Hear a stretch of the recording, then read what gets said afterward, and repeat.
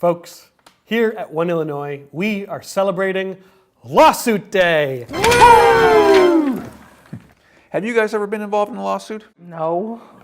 I never have either. Never been named in a suit, never sued anybody, never had anybody sue me until now. Governor Rauner filed a suit a couple weeks ago against me, Attorney General Lisa Madigan, and One Illinois. Not necessarily in that order, at least I hope not.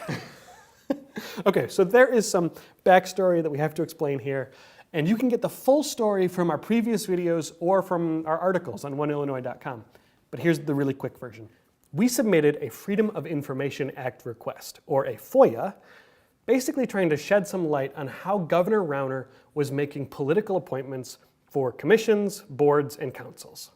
We first submitted that FOIA back in June, hoping to find out who the governor was thinking of to fill these positions, what he was hoping to achieve with these appointments, and thinking that was in the public interest. And after months of back and forth through his office and also involving Attorney General Madigan and her public access counselor, they arrived at 1,783 emails that seemed to fit under our specific FOIA request for things on appointments. But for months, the governor still refused to release them. But in October, the Attorney General's public access counselor gave us a binding opinion that the governor's office must comply with our request.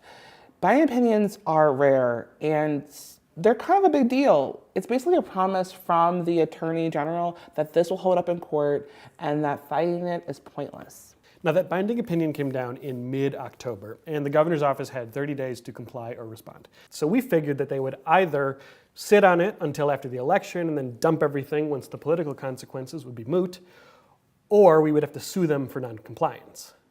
But that's not what happened.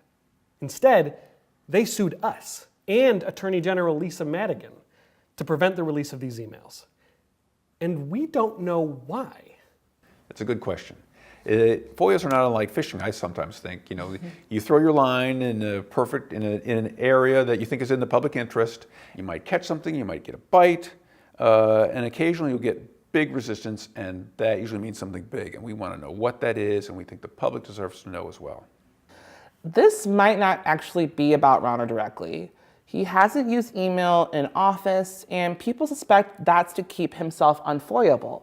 But he might have done some communication through proxies and perhaps through his wife, Diana Rauner, who's been involved in making many government appointments. Politico previously tried to get her emails, but was rebuffed by the governor's office. Now, it would be a huge deal if this binding opinion were overturned. As far as we know, it's never happened before. So we are officially off-road.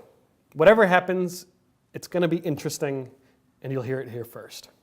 Stay tuned.